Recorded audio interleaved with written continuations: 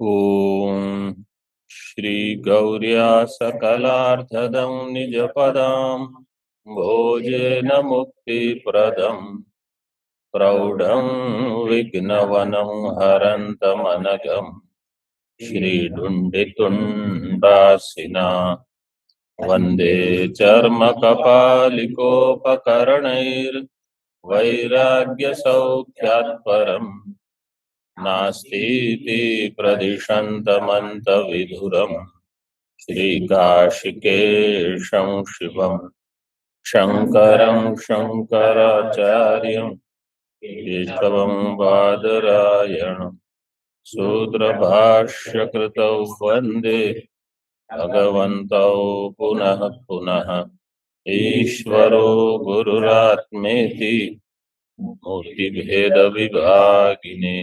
व्योमवद्व्याप्तदेहाय दक्षिणामूर्तये नमः।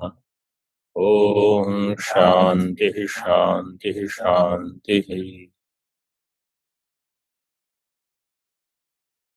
कौन सा सूत्र चल रहा है? तन्निष्ठस्य मोक्षोपदेशात्। तस्मिन् निष्ठः तस्मिन् ब्रह्मणि सति। कौन है ये सत? जो ईक्षण करता है। इसमें जो निष्ठ होगा, जिसकी निष्ठा होगी, आत्मत्वेन जो उसको जान लेगा, उसका मोक्ष होगा। मोक्ष का प्रतिपादक वाक्य क्या बताया था? तस्य तावदेव चिरं यावन् विमोक्ष्येऽथ संपत्स्ये। तस्य तावदेव चिरं यावन्न विमोक्ष्ये अथ संपत्स्ये, ये बताया था। और अगर पूर्व पक्ष कहता है कि प्रधान में निष्ठ होना, ये बताया था। अमुख्य जो है, तो भाष्य में कहा अन्यथा ही अमुख्य सदात्म तत्वोपदेशे अहम उक्थम अस्मि इति विद्यात्। इस प्रकार से ज्ञान होगा। इतिवत् संपन्न मात्रम इदम अनित्य फलम स्यात्। ये संपत मात्र अनित्य फल वाला होगा। अनित्य फल होने से क्या आपत्ति है? तत्र मोक्षोपदेशो नोपपद्येत। भाष्य में वहां तत्र का अर्थ है, तत्र का अर्थ क्या करेंगे? प्रधान में, प्रधान में मोक्ष उपदेश नहीं होगा। अभी आप लोग बताएंगे क्यों नहीं होगा। अनित्य फलम, मोक्ष सभी दर्शनों ने नित्य माना है। अगर मोक्ष ही अनित्य फल वाला होगा, ऐसा मोक्ष किसको चाहिए? किसी को नहीं चाहिए, क्योंकि वो आप मेहनत करो कुछ मिले, वो स्वर्ग के जैसा ही हो गया, अनित्य, उसका कोई लाभ नहीं रहा। इसलिए जो अनित्य फल वाला है वहां मोक्ष का उपदेश नहीं होगा। प्रधान, अगर ऐसा उपदेश दिया जाता है कि मैं प्रधान हूं, तो चेतन में अचेतन का जो उपदेश होगा वो अनित्य होगा। अनित्य फल वाला होने से वहां मोक्ष का उपदेश नहीं होगा।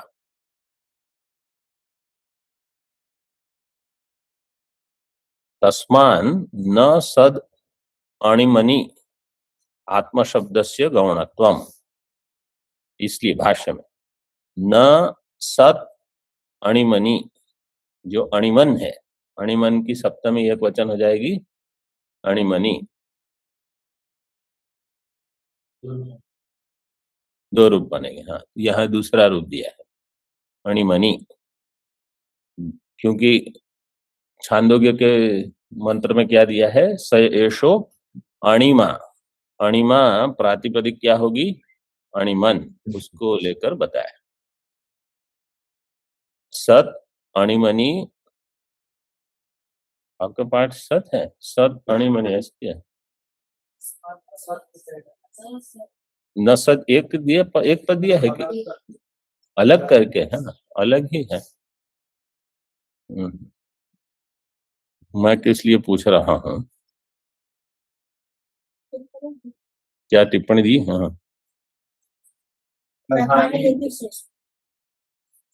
प्रधान, हाँ, न प्रधाने अणिमणि प्रधान है। तस्मात् न सत् प्रधानम।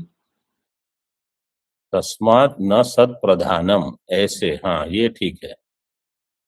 क्यों है, प्रश्न क्यों है? क्योंकि अणिमणि सप्तमी है। अगर वहां सत लोगे, समानाधिकरण्य होना चाहिए, तो सती अणिमणि ये वाक्य हो जाएगा। नहीं, समास नहीं होगा, दोनों व्यधिकरण है। सती अणिमणि ऐसे वाक्य हो जाएगा। अथवा तस्मा न सत, वहां वाक्य को पूरा करना पड़ेगा आपको, इसलिए वो ठीक है। टिप्पणी कैसे पढ़नी है? तस्मा न सत प्रधानम, अणिमणि आत्मशब्दस्य गौणत्वम न। ये दो वाक्य हो गए। एक के वाक्य क्या हो गया? जो सत है वो प्रधान नहीं है। दूसरा वाक्य क्या होगा? जो अणिमा है, आत्मा, अणिमणि आत्म शब्दस्य गौणत्वम न, वहां भी न लेना पड़ेगा। इसका हिंदी में नीचे ऐसे दिया है, इस कारण सूक्ष्म रूप सत में आत्म शब्द गौण नहीं है। तो सत अणिमणि, वो तो आत्मा, वो तो छांदोग्य के 6ठे अध्याय को ही बताएगा। और जहां आत्म शब्द गौण नहीं है, वहां आत्म शब्द कैसे होगा? मुख्य आत्म शब्द। मुख्य आत्म शब्द होने से वहां जो ईक्षण है वो मुख्य हो जाएगा। सत का अर्थ वहां सती, ऐसे बुद्धि में धारण करना पड़ेगा आपको। अतः अति सूक्ष्म प्रधान सब में आत्मा संक्रम गौण नहीं कर सकते। हाँ, वो टिप्पणी को लेकर ऐसे अनुवाद किया है, अति सूक्ष्म अणिमन, लेकिन अणिमन शब्द वहां प्रधान के लिए उपयोग किया है।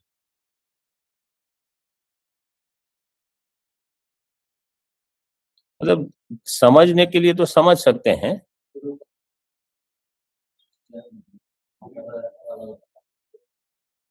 ऐसे अर्थ कर लीजिए, इसको निगमन कर लेते हैं जैसे टिप्पणी में लगाया है वहां, तस्मान न सत अणिमणि, अणिमन से प्रधान ले लीजिए, तो सत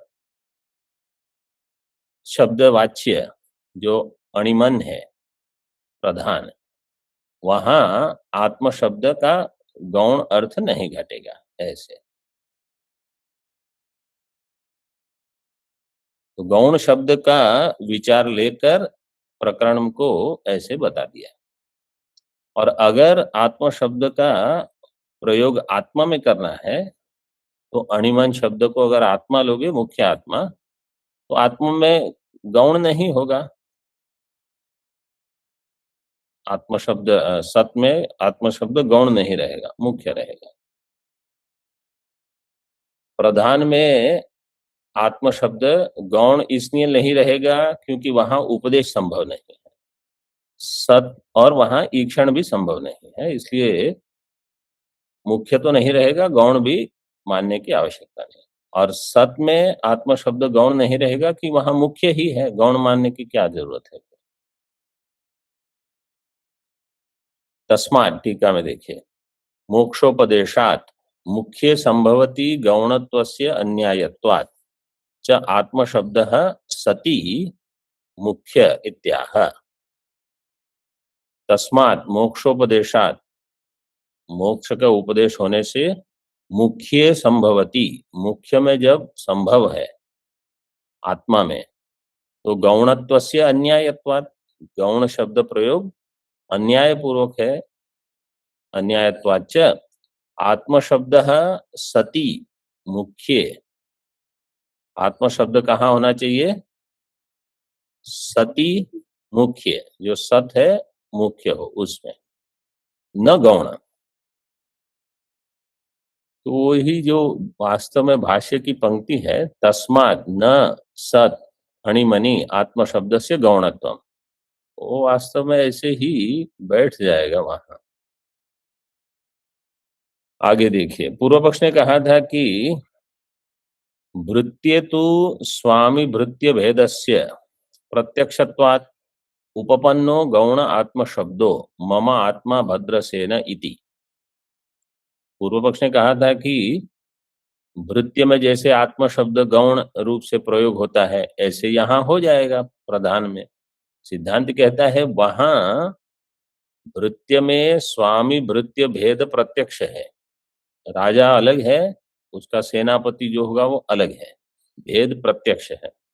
भेदस्य प्रत्यक्षत्वाद उपपन्नो गौण आत्म शब्द है, आत्म शब्द जो गौण है वो वहां तो उपपन्न है।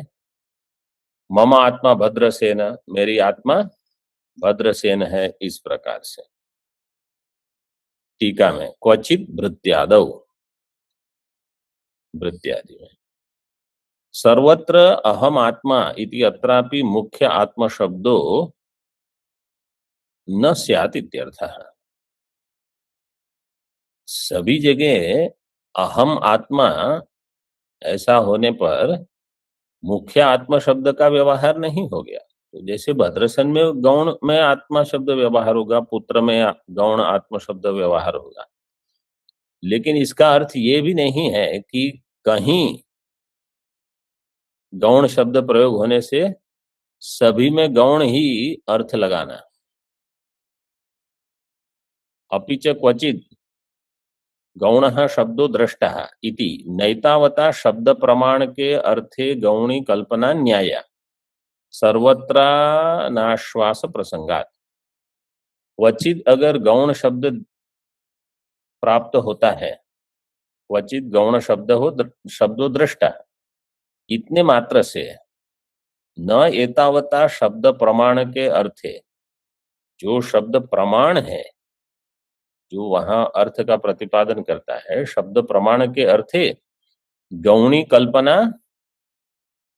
न न्याय, गौणी कल्पना वहां न्याय पूर्वक नहीं होगी। ऐसा होने पर क्या होगा? सर्वत्र अनाश्वास, कहीं आपको विश्वास ही नहीं होगा, ये गौण है, ये गौण है, सब गौण गौण हो जाएगा। आगे यत्तु उक्तम चेतना चेतनयोः साधारण आत्मशब्दः क्रतुज्वलनयोरिव ज्योतिशब्दः इति तन्न। और आपने जो ये कहा था कि आत्म शब्द चेतन में भी उपयोग होता है, अचेतन में भी उपयोग होता है, जैसे भूतात्मा, इंद्रिय आत्मा, तो वहां जड़ में अचेतन में आत्म शब्द प्रयोग हुआ है। चेतना चेतन यो हो साधारण आत्म शब्द दोनों में प्रयोग होता है, जैसे क्रतु ज्वलन योरिव ज्योति शब्द है, ज्योति शब्द क्रतु में, याग में ज्योतिष्टोम जिसको हम कहते हैं, वो वास्तव में ज्योति स्तोम है, स्तोम का हो जाएगा स्टोम। तो ज्योतिष्टोम जो आप कहते हो वो वास्तव में ज्योति है, ज्योति याग है। तो याग में ज्योति शब्द प्रयोग हुआ है, और अग्नि में तो ज्योति शब्द प्रयोग होता ही है।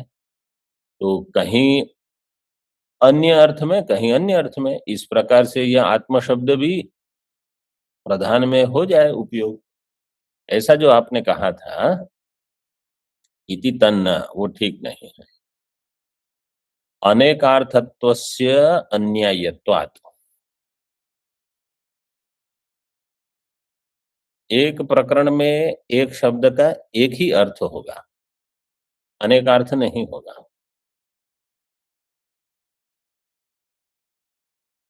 तो जहां कहा कि सह ईक्षत अथवा तद ईक्षत, तो उसने ईक्षण किया, तो जो ईक्षण करने वाला है उसका एक ही अर्थ होगा, और पूरे प्रकरण में वही अर्थ होगा। फिर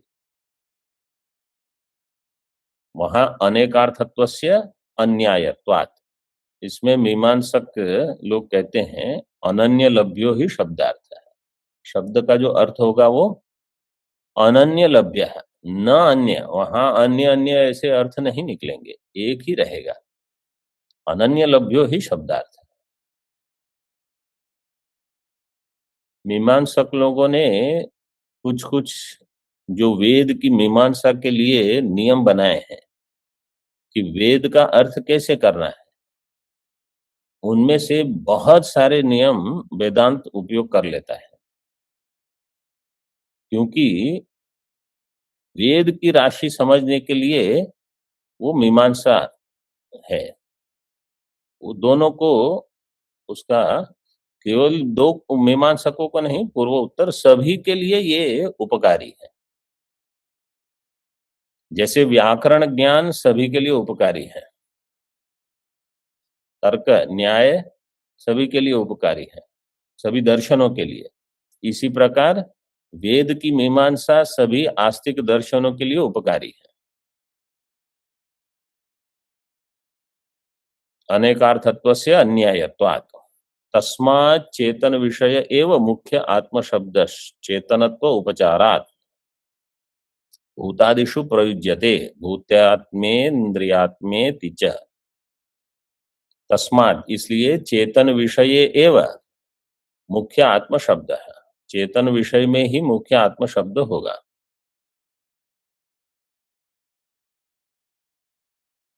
चेतनत्व उपचारात् भूतादिषु प्रयुज्यते, और उसी चेतन का उपचार किया है भूतादि में। जब इस प्रकार से वाक्य प्रयोग होगा, भूतात्मा, इंद्रिय आत्मा, ये गौण प्रयोग है। टीका में सर्वत्र चैतन्य तादात्म्यात् इत्यर्थः। चेतनत्व उपचारात्, उसका अर्थ किया चेतनत्व तादात्म्यात्। तो पंच महाभूत चैतन्य से तादात्म्य होकर उनको कहा जाएगा भूतात्मा। इंद्रियों का आत्मा के साथ तादात्म्य होकर इंद्रिय आत्मा, ये शब्द प्रयोग होगा। अथवा आत्म शब्द से स्वरूप, भूतों का स्वरूप, महाभूतों का, इंद्रियों का स्वरूप, इस प्रकार से भी अर्थ हो सकता है। आत्म शब्द चेतनस्य एव असाधारण इति उक्तम। टीका में देखिए, आत्म शब्द चेतनस्य एव असाधारण। आत्म शब्द चेतन का असाधारण अर्थ है,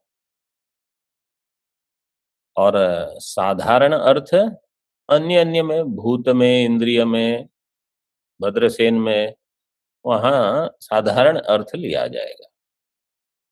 अस्तु वा अव्यापी वस्तूनां साधारणः तथापि तस्य अत्र श्रुतौ प्रधान परत्वे अपि निश्चायकाभावात् न प्रधान वृत्तिता इत्याह। सिद्धांत कहता है, चलो मान लो, तुष्यतु दुर्जन न्याय इसको कहते हैं।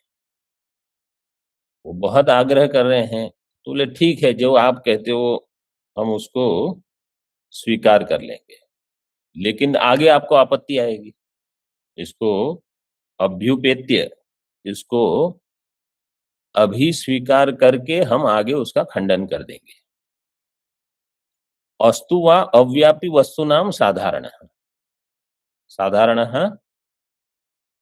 आत्म शब्द, अव्यापी वस्तु चेतन कैसा है, व्यापी, व्यापक है। जो महाभूत है, इंद्रियां हैं, जो अव्यापक वस्तु है, वहां भी समझो अगर आत्म शब्द प्रयोग हो गया, तथापि तस्य अत्र श्रुतौ प्रधान परत्वे अपि निश्चय का अभाव। आत्म शब्द समझो प्रयोग हुआ है, ठीक है, अन्य अन्य जगह प्रयोग होता है, प्रधान में आत्म शब्द प्रयोग हुआ, ये आप कैसे कहोगे? उसका कोई निश्चयक नहीं है। अत्र श्रुतौ प्रधान परत्वे अपि निश्चयक अभावात्, तो ये जो वाक्य है तत्सत्यम स आत्मा तत्वमसि, वहां जो आत्म शब्द है वह आत्म शब्द का अर्थ प्रधान ही है, ये निश्चय आप कैसे करोगे? तथापि तस्य अत्र श्रुतौ, अत्र में कोई टिप्पणी है? तो इस श्रुति में जहां आत्म शब्द आता है, प्रधान परत्वे अपनी निश्चय का अभावात, वहां कोई निश्चायक नहीं है आपके पास। तो पूर्व पक्ष क्या कहेगा? ठीक है, हमारे पास निश्चायक नहीं है, आपके पास कहाँ है? और तो हमारे पास है। न प्रधान वृत्तिता, टीका में कहा निश्चय का अभावात न प्रधान वृत्तिता। प्रधान वृत्तिता आत्म शब्द से। हाँ, आत्म शब्द से न प्रधान वृत्तिता। आत्म शब्द जो है वो प्रधान वृत्ति वाला नहीं है। भाष्य में साधारणत्वे अपि आत्म शब्दस्य न प्रकरणम उपपदम वा किंचिन निश्चायकम अंतरेण अन्यतर वृत्तिता निर्धारयितुं शक्यते। इसका अन्वय कैसे करोगे?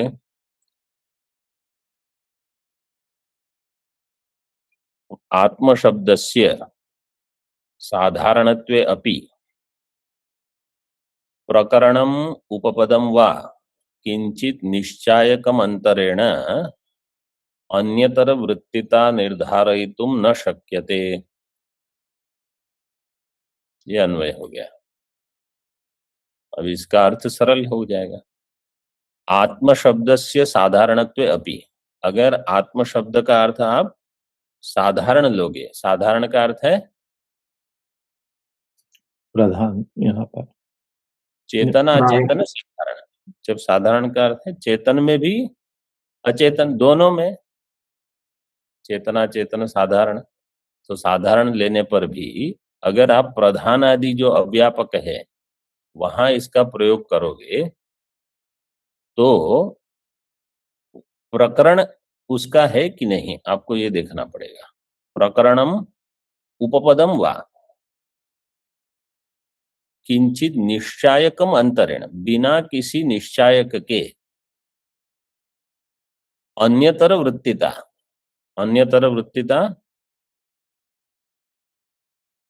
प्रधान वृत्तिता, टीका में दिया है ना, न प्रधान वृत्तिता। तो निश्चय का अभावात न प्रधान वृत्तिता।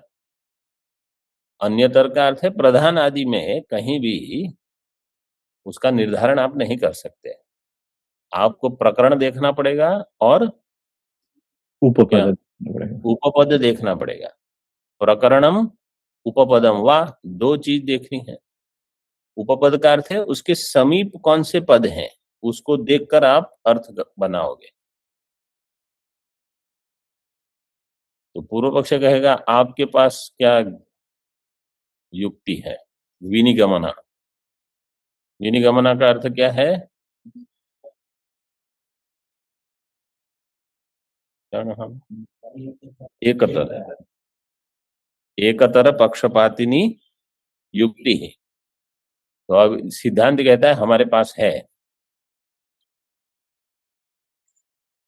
न च अत्र अचेतनस्य निश्चायकम किंचित कारणम अस्ति। यहाँ अचेतन के लिए निश्चायक कोई कारण नहीं है। क्यों?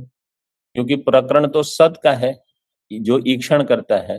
प्रकृतम तो सद ईक्षित्र एक, और सन्निहित चेतन श्वेत केतु, क्योंकि सय एषोणिमा ऐतदात्म्य विदम सर्वम तत्सत्यम स आत्मा तत्वमसि। तो तत्वमसि श्वेत केतु, इस प्रकार से वाक्य है। तो श्वेत केतु सन्निहित है, उपदेश हो रहा है श्वेत केतु को, जो चेतन है। तो प्रकरण से सिद्ध होगा कि वहां इक्षिता है सत और सन्निहित पद है श्वेत केतु जो कि चेतन है।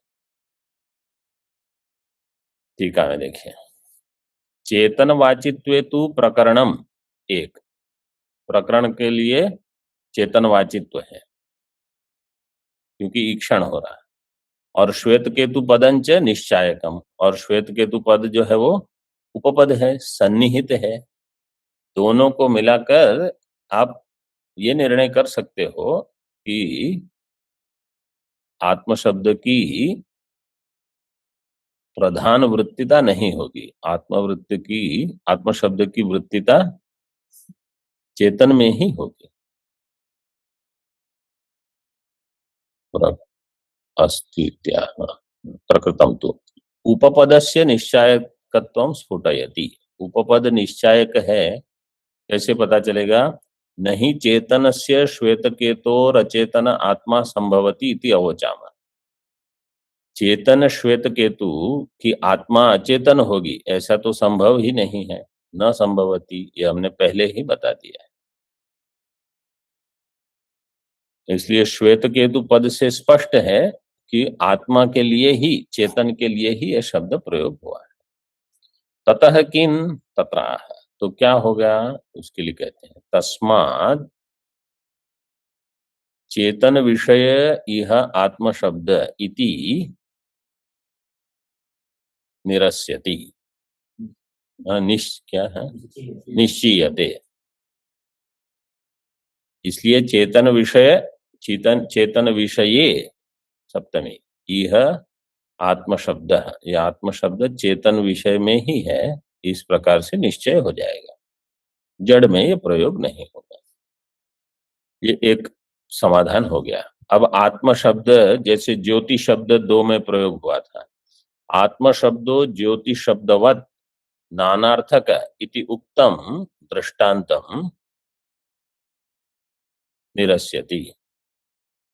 जो आपने दृष्टांत दिया कि ज्योति शब्द ज्योति में भी उपयोग होता है और याग में भी उपयोग होता है, तो अनेक अर्थ हैं। इति उक्तम दृष्टांतम निरस्यति, उसका निराश करते हैं, आत्मा में ऐसा नहीं है। ज्योति ही शब्दोपि लौकिकेन प्रयोगेण ज्वलने एव रूढ़ा। ज्योति शब्द लौकिक प्रयोग में रूढ़ किसमें है? ज्वलन में ही है, ज्वलने एव रूढ़ा। तो ये क्रतु में कैसे उसका उपयोग हो गया? अर्थवाद कल्पितेन तु ज्वलन सादृश्येन क्रतौ प्रवृत्त इति अदृष्टांत। वो तो अर्थवाद है, अर्थवाद कल्पितेन ज्वलन सादृश्येन क्रतौ। वो क्रतु जो है ज्योतिष्टोम, वहां ज्वलन सादृश्य होने से प्रवृत्त हुआ है, इसलिए दृष्टांत नहीं बनेगा। जैसे आदित्य यूप है, तो आदित्य शब्द यूप में हुआ, अब ये अर्थवाद है, इसको लेकर आप मीमांसा नहीं कर सकते। टीका में कथन तर्हि ज्योतिषा यजेत इति ज्योतिष्टो में प्रयोग है। ज्योतिषा यजेत, वहां ज्योतिष्टोम में ज्योति शब्द का प्रयोग कैसे हुआ? तत्राह अर्थवाद है। अब थोड़ा बताते हैं कि कहाँ ये प्रयोग हो रहा है। ऐसे एतानि वाव तानि ज्योतिंषि य एतस्य स्तोमाः इति अर्थवादेन कल्पितम ज्वलनेन सादृश्यम। एतानि वाव तानि ज्योतिंषि, ये सारी ज्योतियां हैं, बहुवचन। य एतस्य स्तोमाः, ये सारे स्तोम, स्तोम का अर्थ है स्तुति के लिए जो होते हैं स्तोत्र, इसी प्रकार से स्तोम, ज्योतिंषि स्तोमा कौन से हैं वो आगे दिए हैं। त्रिवृत पंचदश इत्यादि जो स्तोम है, ये क्या है? ऋचा के समूह है। त्रिवृत पंचदश, त्रिवृत सप्तदश, त्रिवृत एकविंशत इति स्तोमाः। तत्तद अर्थ प्रकाशकत्वेन गुणेन ज्योतिष पदोक्ता ऋक् संघाः, ये ऋचा के समूह है, ऋक् संघ। त्रिवृत पंचदश, त्रिवृत सप्तदश, त्रिवृत एकविंश, ये सारी वेद की ऋचाएं हैं। तो इसका उपयोग किस लिए हुआ है? अर्थ प्रकाशकत्व रूप वहां गुण है, जो अर्थ का प्रकाशन करेगी। अर्थ का प्रकाशन करने वाली होने से इन ऋचाओं को क्या कह दिया? ज्योति है।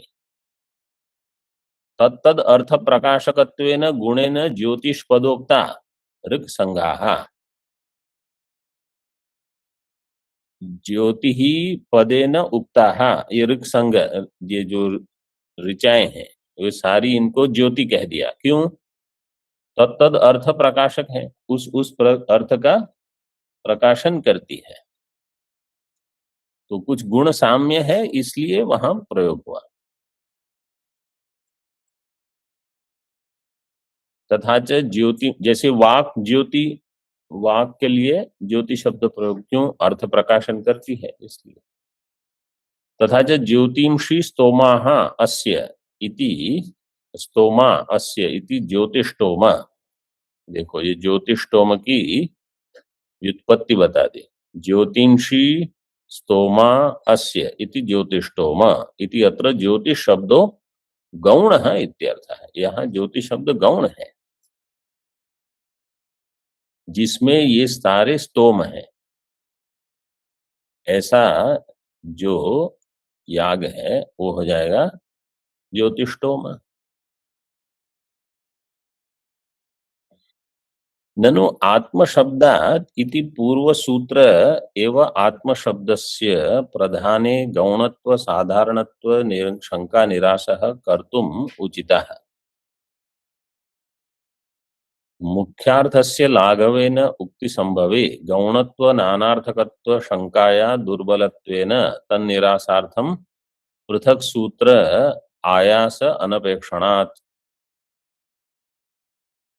अब कोई एकदेशी है अथवा स्वयुथ्य, स्वयुथ्य का अर्थ है स्वपक्ष वाले ही हैं, कोई कहता है शंका क्या है?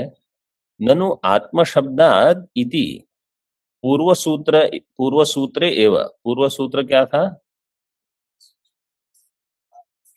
गौणश्चेन आत्मशब्दात्, तो वह आत्मशब्द प्रयोग मात्र से वो हेतु दिया था।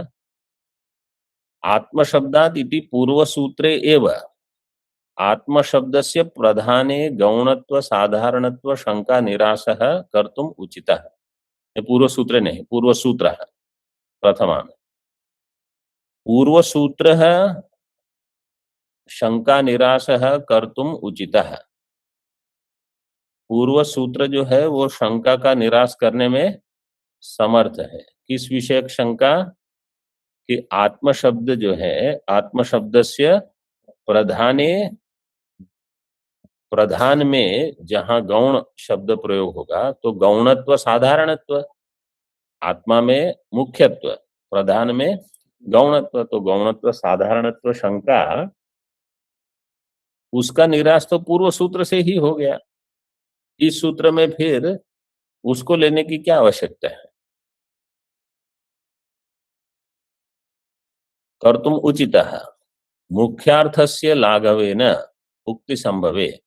तो जो मुख्य अर्थ है वहां लाघवेन, मुख्यार्थस्य लाघवेन उक्ति संभवे, उक्ति संभव होने से गौणत्व नानार्थकत्व शंकाया दुर्बलत्वेन, मुख्यार्थ जो है वो लाघवेन उक्ति संभवे गौणत्व नानार्थकत्व शंकाया दुर्बलत्वेन।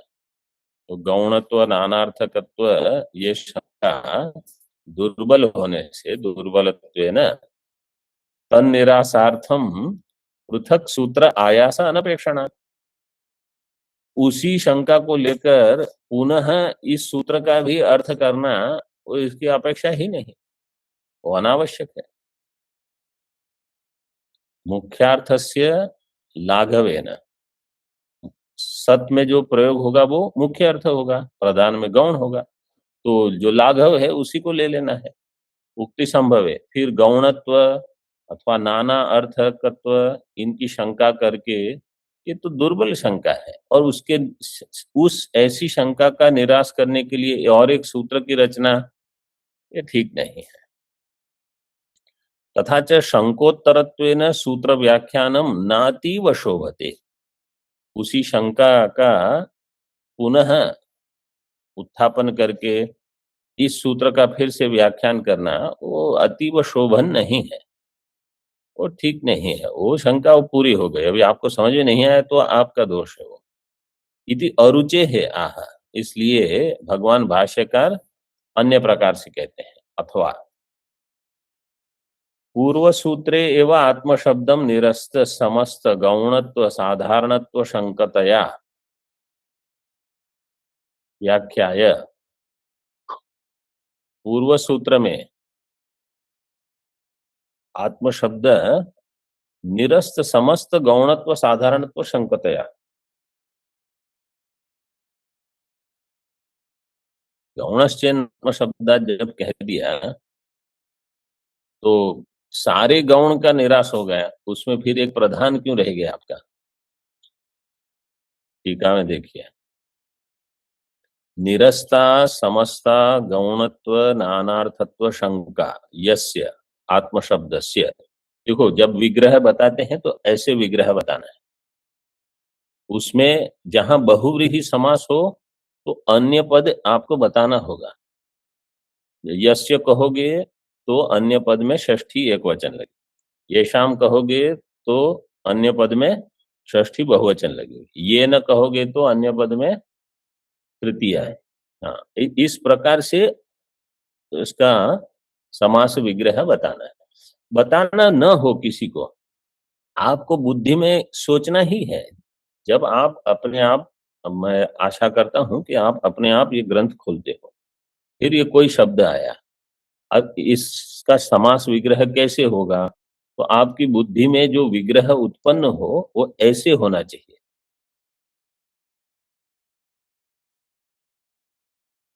कोई, चाहे ये ग्रंथ हो, चाहे गीता हो, चाहे उपनिषद हो, कोई भी ग्रंथ, समास का विग्रह बुद्धि में जैसे अभ्यास करते रहेंगे ना, फिर स्पष्ट हो जाए। व्याकरण में संधि का बहुत महत्व है, समास का बहुत ही महत्व है, क्योंकि समास जो है वो एक ही शब्द का कितना अर्थ हो सकता है। जैसे पीतांबर दृष्टांत देते हैं, पीतांबरम इस प्रकार से शब्द अगर कहीं प्राप्त है तो इसका अर्थ है, क्यों पीतांबर नहीं हो सकता? ये क्या है? नहीं, ऐसा नहीं। तो कहने का प्रयोजन ये है कि एक शब्द के अनेक अर्थ कहाँ से निकले? समान। इतनी टीकाएं जो लिखते हैं, कोई एक अर्थ करेगा, कोई अन्य अर्थ करेगा, कोई किसी प्रकार से, ये सब तभी संभव है। तो हमारी बुद्धि में अगर वो जो विवक्षित अर्थ है वो स्फुरण नहीं हो रहा है तो ज्ञान नहीं होगा फिर। वैसे तो समास का काम है सब। निरस्ता समस्त समस्ता गौणत्व नानार्थत्व शंका, लेकिन तत्वमसी में ना, लेकिन तत्वमसी में विभक्ति कब लगेगी? जब तत्वम जो पद है उसको आप समस्त पद स्वीकार करोगे तो आपको विभक्ति लगानी पड़ेगी, और अगर वो व्यस्त पद है, तत् अलग है, तम अलग है, तो विभक्ति नहीं लगाओगे। विभक्ति लगाने के लिए पहले आपको स्वीकार करना पड़ेगा ये समस्त पद है। तो तत्व में दो पद है, लेकिन जो प्रथम पद है वो तत् के अनेक अर्थ हो जाएंगे। ऐसे निरस्ता समस्ता गौणत्व नानार्थत्व शंका, सारी जो गौणत्व नानार्थत्व शंकाएं हैं वो तो उनका पहले ही निराश हो गया। यस्य आत्म शब्दस्य, ये सारी शंका किस पद को लेकर थी? आत्म पद को। आत्म शब्दस्य शंका निरस्ता, सह तत्शंका। तो अभी पद क्या हो गया? निरस्त समस्त गौणत्व साधारणत्व शंका, यहां तक हो गया। फिर आगे कहा तस्य भावः, निरस्त समस्त गौणत्व साधारणत्व, हाँ आगे शंकतया। शंकता। तस्य भावः, उत्तर होगा शंकता। फिर तया लगाया, टीका में देखिए, तस्य भावः तत्ता, तत्ता का अर्थ है नहीं, शंकता नहीं। जब मैं पूछता हूँ तत्ता का अर्थ क्या है, तो आपको क्या कहना है? निरस्त समस्त गौणत्व साधारणत्व शंकता। हाँ, निरस्त समस्त गौणत्व साधारणत्व शंकता, फिर लगाया तया, तो शंकतया ऐसे बनेगा शब्द। समास विग्रह में भी बहुत मेहनत करनी पड़ती है, बोलने में ही मेहनत लगती है। वो केवल शंका ही बोल दो, बाकी पूरा बोलने की क्या आवश्यकता है, ऐसे इत्यर्थ। तो ये व्याख्या करके तो वहां ही सारी शंकाओं का निराश हो चुका। कहाँ? पूर्व पूर्व सूत्र। सूत्र में। अतः स्वतंत्र एवं प्रधान कारण निराकरण हेतु व्याख्येय। इसलिए इस सूत्र में तो केवल इतनी ही व्याख्या करनी है कि स्वतंत्र प्रधान कारण का निराकरण करना है, बाकी सब निराश पहले ही हो चुका है। तो स्वतंत्र प्रधान कारण, प्रधान जगत का कारण है, उसका निराश करना है। प्रधान जगत का कारण है ऐसा सांख्य वाले कहते हैं। तो वास्तव में ये जो प्रधान कारणवाद है, ये सूत्र चतुर्थ सूत्र के साथ संबंधित नहीं है। ये किसके साथ संबंध लिया है? सीधे द्वितीय सूत्र के साथ। क्योंकि द्वितीय सूत्र में सिद्धांत ने क्या कहा? जन्माद्यस्य यतः। वो पूर्व पक्ष क्या कहेगा? जन्मादि अस्य न ब्रह्मणः प्रधान प्रधानतः, प्रधान से इस जगत के जन्मादि हुए, ब्रह्म से इस जगत के जन्मादि नहीं हुए। तो प्रधान कारणवाद उनका है, तो प्रधानम कारणम उनके मत में, और हमारे मत में ब्रह्म कारणम अगर हम मान लेंगे, अथवा माया कारण, जैसे भी हमको अर्थ बताना है उसका तो प्रधान कारण का निराकरण हेतु व्याख्येय। उसमें हेतु क्या है, प्रधान कारण क्यों नहीं हो सकता, वो हेतु देना है आपको। तो इसके लिए सिद्धांति क्या कहेगा? तन्निष्ठस्य मोक्षोपदेशात्। ये सूत्र इसलिए आया है। तस्मान न चेतनम प्रधानम सच्छब्द वाच्यम, इसलिए अचेतनम प्रधानम सच्छब्द का वाच्य नहीं होगा। टीका में देखिए, सत आत्मशब्देन जीवा भिन्नत्वात् इति हेतु अपेक्षया मोक्षो, अच्छा समय हो गया, मोक्षोपदेशः स्वतंत्र एवं प्रधान कारणत्व निरासे हेतु इत्यर्थः। सतः आत्मशब्देन जीवा भिन्नत्वात्, सत जो आत्म शब्द है जीव से अभिन्न है, जीवा भिन्नत्वात् इति हेतु अपेक्षया, इस हेतु को लेकर के मोक्षोपदेश स्वतंत्र एवं प्रधान कारणत्व निराशे हेतु।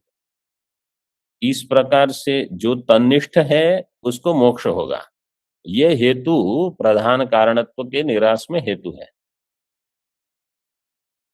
इतना ही पर्याप्त है। अन्य जो है वो तो पूर्व सूत्र में चर्चा हो चुकी है, केवल विस्तार किया था इस प्रकार से।